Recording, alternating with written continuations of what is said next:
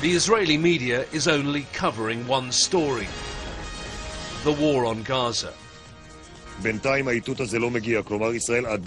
some critics say for the most part it's only covering it from one side. The onslaught, which is still strongly backed by most Israelis, is rarely off the screens.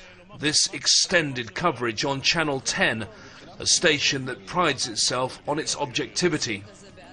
But even here, one of the senior correspondents says the tone of the coverage must reflect the public opinion. This is the first time that there is a consensus around the reason for war. Between everybody hug the soldiers and believe that this is the right things to do. Look at the politics, politics map in Israel, how they support the war, and then you understand why the journalists or the papers go with the soldiers.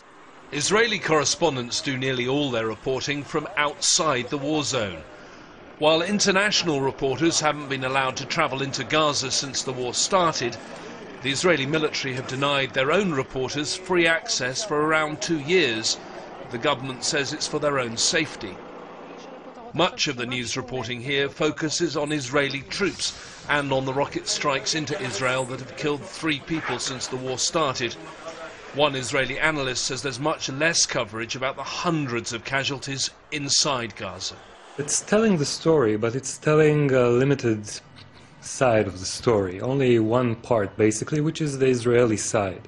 You don't see too much of what's going on the other side, and when you do see something, it's a lot more sterile than the images and the stories that you see on the international press. This is Kol Israel, the voice of Israel, broadcasting from Jerusalem. The constant coverage has undoubtedly affected the way Israelis view the conflict. The timing of the war on Gaza makes the role of the Israeli media particularly influential.